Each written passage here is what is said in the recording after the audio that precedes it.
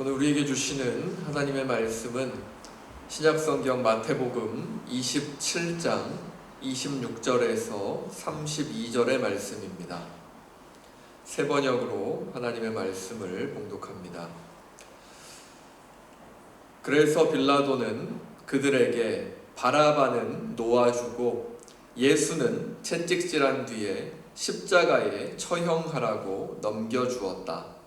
총독의 병사들이 예수를 총독 관저로 끌고 들어가서 온 부대를 다 그의 앞에 불러 모았다. 그리고 예수의 옷을 벗기고 주홍색 걸침옷을 걸치게 한 다음에 가시로 면류관을 엮어 그의 머리에 씌우고 그의 오른손에 갈대를 들게 하였다. 그리고 그분 앞에 무릎을 꿇고 유대인의 왕 만세 하고 말하면서 그를 희롱하였다.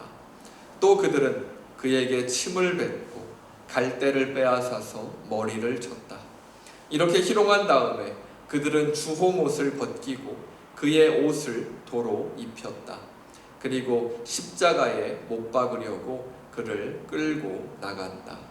그들은 나가다가 시몬이라는 구레네 사람을 만나서 강제로 예수의 십자가를 지고 가게 하였다. 아멘.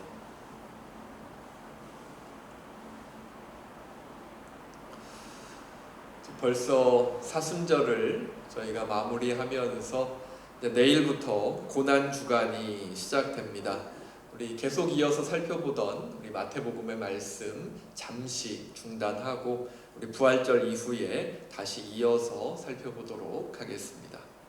오늘은 마태복음 27장에 나타난 예수님의 순환과 예수님의 모습을 통해서 우리 고난주간에 우리가 함께 생각하며 기도할 것들을 바라보고자 합니다. 예수님의 모습을 통해서 고난주간을 시작하면서 우리 예수님의 희생이 어떠한 것이었는지 우리 다시 한번 돌아보실 수 있기를 바랍니다.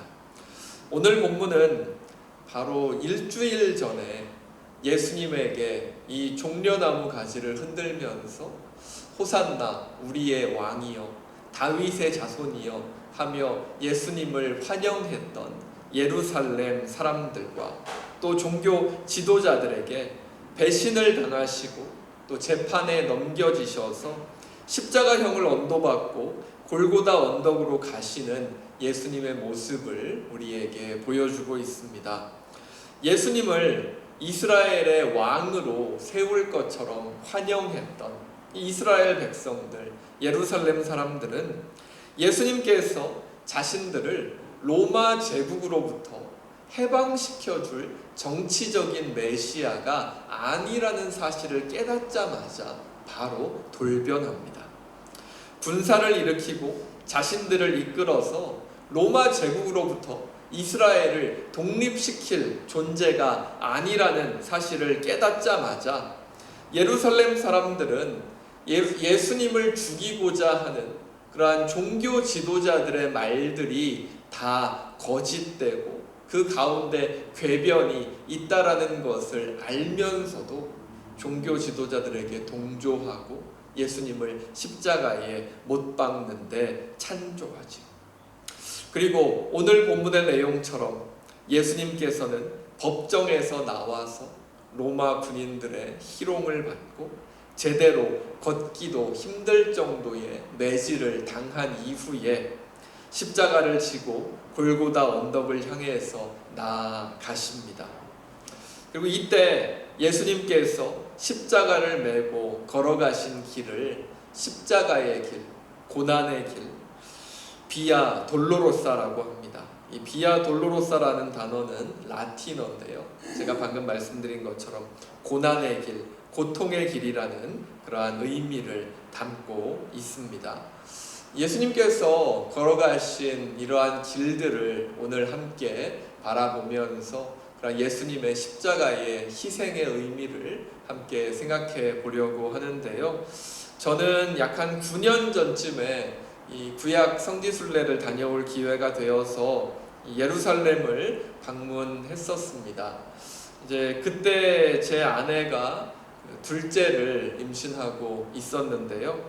제가 7월 초에 이제 이스라엘로 떠났고 이제 9월 초에 저희 둘째가 태어났으니까 이제 저희 둘째가 태어나기 딱 한 2달 전쯤 제가 떠났던 거죠.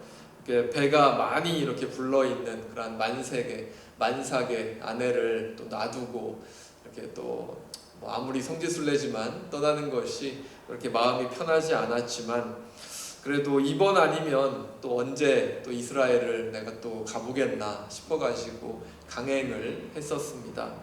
근데 결국 그 기간에 이렇게 또 한 2살밖에 되지 않은 또 첫째를 돌보면서 이렇게 또 만삭의 몸을 가지고 있던 아내가 또 컨디션이 급격히 안 좋아져가지고 또 병원에 입원하는 그러한 일들도 일어나고 했었죠. 이제 제가 정말 평생 동안 원망 들을 만한 그러한 일을 이제 한 겁니다. 그래서 지금 9년이 지났는데요. 또 아직도 가끔 이 일로 이렇게 혼나고 있습니다. 제가 이렇게 평생 동안 이렇게 원망을 들을 만한 그러한 일을 하면서 제가 구약 성지순례와 맞바꿨던 그러한 기억이 있습니다. 그래도 그 여정을 통해서 제가 참 많은 것들을 이렇게 얻고 돌아왔는데요. 그 중에서 오늘 본문 속에 나타난 이 비아 돌로로사, 이 십자가의 길을 직접 십자가를 메고 이렇게 걸어볼 수 있는 그런 경험을 해볼 수 있었습니다. 비아 돌로로사에는 14처라고 하는 14곳의 장소가 있는데요. 이제 각각의 장소는 예수님께서 그 골고다 언덕까지 걸어가셨던 그러한 길들을 기념하는 장소들입니다. 이 사진에 나와 있는 이 비아 돌로로사의 안내도가 이렇게 보여지고 있고요. 약 한 800m 정도의 위치에 있는 성전 산에서 시작해서 이제 골고다 언덕까지 올라가는 그러한 길들을 우리에게 보여주고 있죠. 그리고 이제 비아 돌로로사, 바로 이제 십자가의 길이 이렇게 시작된다라고 라틴어로 적혀 있는 그런 표지판을 볼 수가 있고요. 그리고 이곳은 바로 예수님께서 재판을 받으시고 십자가를 지기 시작한 곳에다가 이제 기념교회를 세워 놓은 겁니다. 그리고 이제 여기는 예수님께서 십자가를 지고 걸어가신 그러한 길들을 우리에게 보여주고 있습니다. 그리고 예수님께서 처음으로 쓰러지신 곳들, 그리고 또한 골고다 언덕으로 올라가는 그러한 길들을 우리에게 또한 보여주고 있죠. 그리고 이 교회는 이제 골고다 언덕 위에 세워져 있는 그러한 교회고요. 그리고 예수님께서 십자가에 못 박히셨다고 전해지는 그러한 자리를 이렇게 또 표시해 놓은 것이고요. 그리고 예수님께서 이제 십자가에서 달려 돌아가시고 이제 예수님의 시신을 땅에다가 눕힌 자리라고 알려지는 곳을 이렇게 기념해서 만들어 놓았는데요. 이제 이 교회를 방문하는 그런 모든 사람들이 그 위에다가 이렇게 손을 얹고 기도하는 그러한 모습을 우리가 볼 수가 있습니다. 자, 이러한 비아 돌로로사를 제가 이렇게 직접 걸으면서 이렇게 느꼈던 것들이 좀 몇 가지가 있는데요. 첫 번째로 느꼈던 것은 이 비아 돌로로사, 예수님께서 십자가를 메고 걸어가셨던 이 길이 정말로 짧다라는 겁니다. 그런데 성경을 보면 어떻습니까? 예수님께서는 이 십자가의 길을 걸으신 다음에 완전히 탈진하셔서 쓰러지시는 그러한 모습을 우리에게 보여주시지요.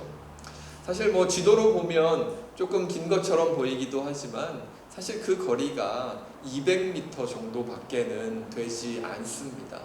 보통 건강한 사람이 뛰면 1분도 되지 않아서 뛰어갈 수 있는 그러한 거리인 거죠. 하지만 예수님께서는 그 1분이면 뛰어갈 수 있는 그 200m 정도의 거리를 십자가를 지고 걸어가신 후에 완전히 탈진하셔서 쓰러지셨죠. 그렇다면 그것을 통해서 우리가 생각해 볼 수 있는 것은 어떠한 것이었겠습니까? 바로 예수님의 십자가가 얼마나 무거운 것이었는지, 예수님께서 십자가를 지고 걸어가시는 그 길의 고통이 얼마나 끔찍한 것이었는지를 우리는 생각해 볼 수 있겠죠. 예수님의 어깨 위에 지워져 있는 그런 우리 인간들의 죄가 얼마나 무거웠으면, 얼마나 심한 매질과 큰 고통을 당하면 예수님께서는 십자가를 지시고 200m를 걸어가신 후에 완전히 탈진하셔서 쓰러지셨을까요? 이러한 것들을 통해서 우리는 예수님의 십자가가, 예수님의 어깨 위에 지워져 있었던 이 예수님의 십자가가 얼마나 무거운 것이었는지, 하나님의 뜻을 이룬다라는 것이 얼마나 큰 책임을 가지게 되는 것인지를 생각할 수 있게 되겠죠. 그리고 이제 예수님께서 걸어가셨던 이러한 길들을 나중에 이제 가실 기회가 되시면 바라보실 수 있겠지만, 예수님께서 걸어가셨던 길이라고 하면 뭔가 되게 좀 성스러워 보이고 좀 그럴 것 같지 않습니까? 뭔가 좀 잘 보존이 되어 있을 것 같고 그런 느낌이 들죠. 하지만 전혀 그렇지 않습니다. 이 사진에서 보는 것처럼 예수님께서 걸어가셨다고 하는 이 십자가의 길은 그 길을 방문하는 성지 순례객들에게 뭐라도 하나 더 팔아보고자 하는 그러한 상인들에 의해서 완전히 점령당해 있습니다. 그냥 숍들이 아주 빼곡하게 이렇게 자리를 잡고 있고요. 그러한 십자가의 길을 완전히 그러한 상점들이 장악하고 있는 것을 우리가 볼 수가 있습니다. 이 예루살렘은 유대인 지역, 그리고 아랍인 지역, 그리고 그리스도인들이 사는 지역이 이렇게 세 군데로 나누어져 있거든요. 그런데 이 십자가의 길은 아랍 사람들이 사는 그러한 구역에 위치하고 있습니다. 그래서 예수님께서 걸어가셨던 길은 이 사진에서 보는 것처럼 아랍 사람들에 의해서 완전히 점령당해 있죠. 그리고 이 사람들은 우리가 십자가를 지고 가든지 말든지 아무런 신경도 쓰지 않습니다. 그곳을 찾는 많은 사람들에게 자기들의 물건을 파는 데에만 신경을 쓰지요.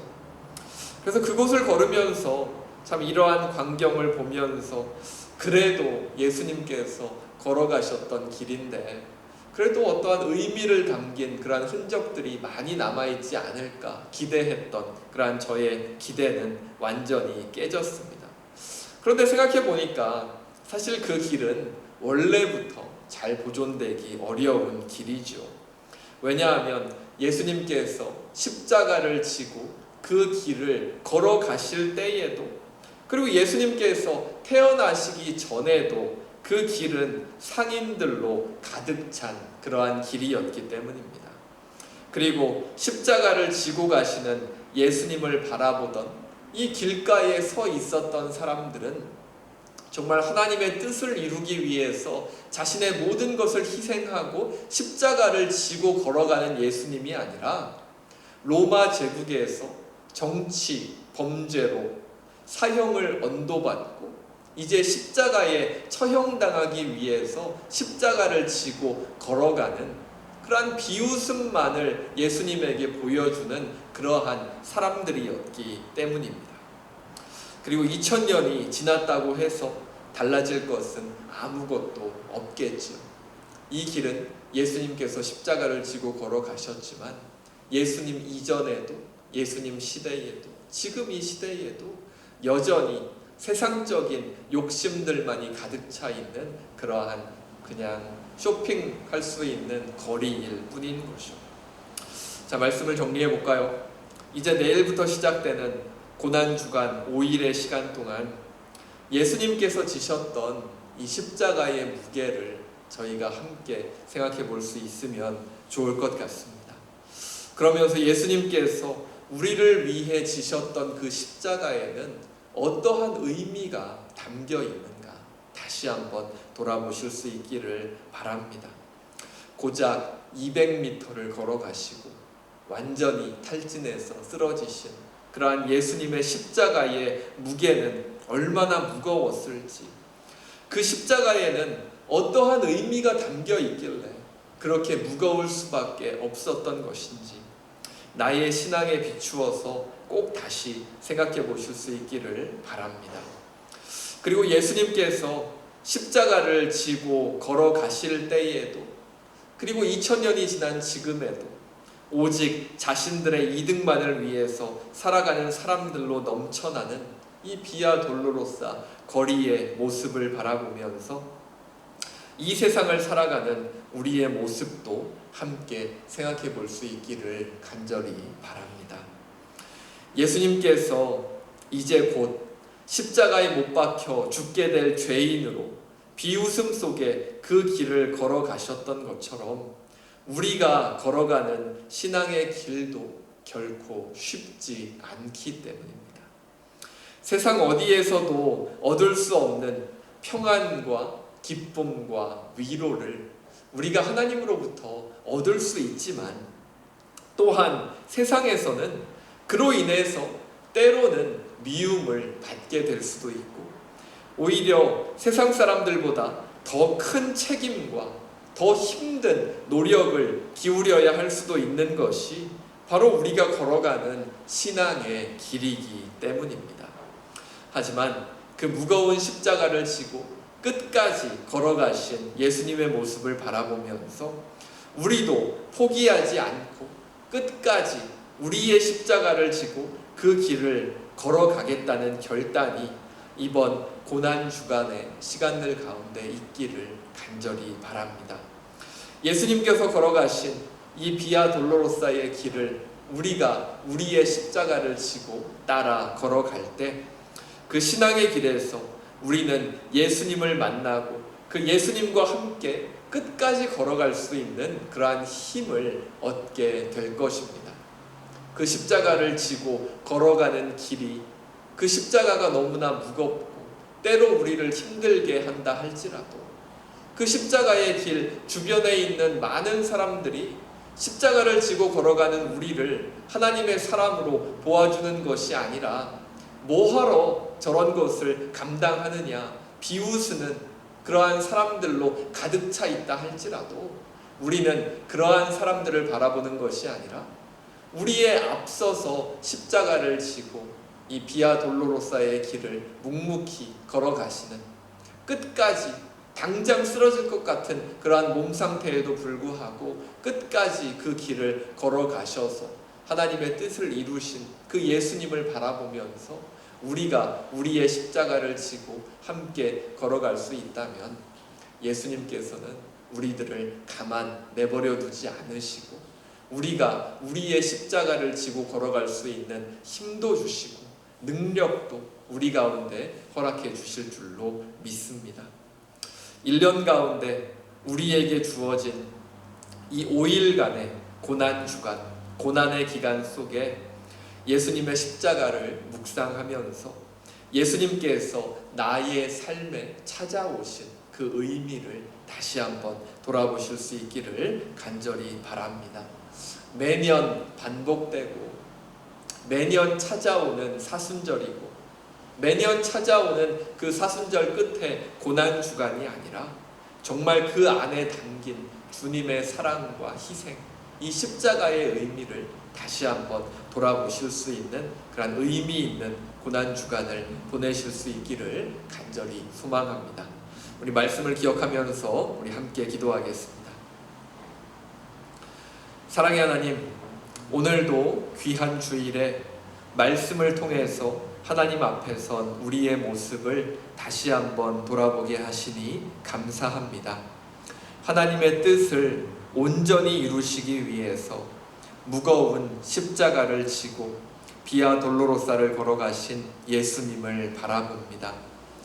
우리도 고난주간의 시간 속에 십자가에 담긴 무게를 바라보고 그 십자가가 나의 신앙에 어떤 의미를 가지고 있는지 다시 한번 돌아볼 수 있게 하여 주시옵소서. 때로 세상에서 환영받지 못하는 십자가라 할지라도 그 십자가를 지고 끝까지 하나님을 바라보며 걸어가신 예수 그리스도를 따라서 우리도 우리의 십자가를 지고 함께 걸어갈 수 있는 우리 모두 되게 하여 주시옵소서.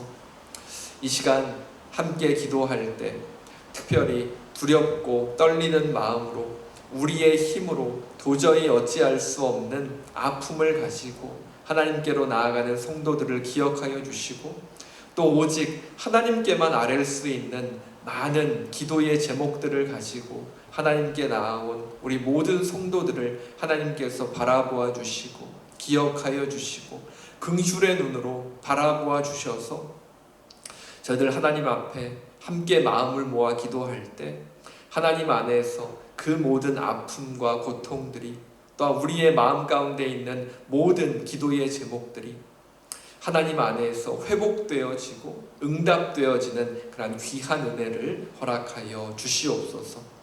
특별히 저희들이 살아가는 이 세상 가운데 지진으로, 전쟁으로, 기후변화로, 경제적인 어려움으로, 코로나 바이러스로 지금 이 시간에도 큰 어려움 가운데 있는 그런 모든 생명들을 하나님께서 기억하여 주시고 긍휼히 여겨주셔서 저희들 함께 마음 모아 기도할 때 주님의 은혜와 위로가 그들 가운데 더하여지게 하여 주시옵소서. 하나님께서 우리의 삶의 자리에 늘 함께하여 주심을 믿으며 이 모든 것 우리 주 예수 그리스도의 이름으로 기도합니다. 아멘. 이제는 우리 주 예수 그리스도의 은혜와 하나님의 사랑과 성령님의 사귐과 인도하심이 나의 십자가를 지고 먼저 걸어가신 예수님을 바라보며 그 예수님과 함께 교회와 가정, 그리고 이 세상으로 다시 나아가는 모든 성도들과 자녀들, 그 삶의 자리 가운데 지금으로부터 영원토록 함께 하시기를 간절히 축원하옵나이다. 아멘.